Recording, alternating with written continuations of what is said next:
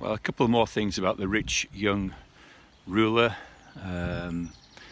with that great question, what must I do to inherit eternal life?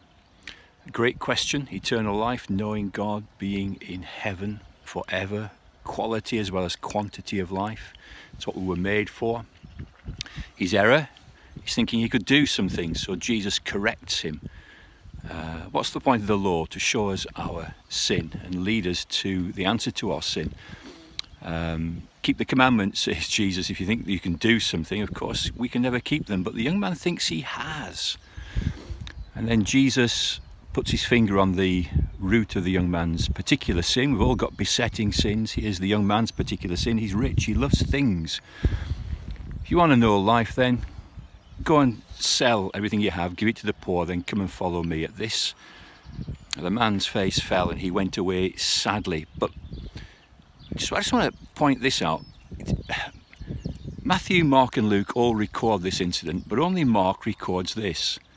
That before Jesus says, go and sell all you have and come and follow me, Mark records this. Jesus looked at the young man and loved him.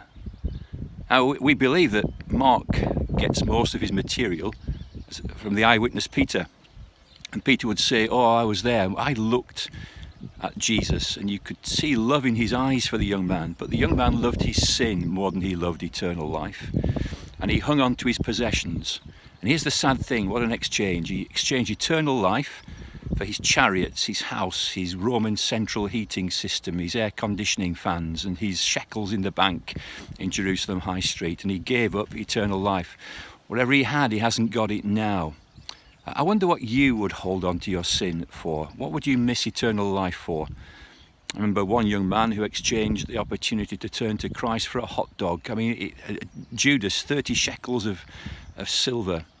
If we see our need as sinners and what it's going to mean, eternal damnation, and then we see the answer, Jesus Christ, there's nothing we wouldn't give up for him. Oh, he looked at the young man, he loved him. It's a genuine love. The young man went away sadly. I tell you, I fully know that Jesus was sadder than the young man because Jesus knew what he was turning away to. My friends, don't turn away from anything. Nothing can surpass Jesus Christ and his deep, deep love for you and what he's done for you displayed on Calvary. He lived a perfect life for you. He died for your sin. He rose again from the dead, and he urges you, come to me that you might be healed, forgiven, sanctified, brought to God and taken to heaven when you die as you must. Don't go away. Trust in him.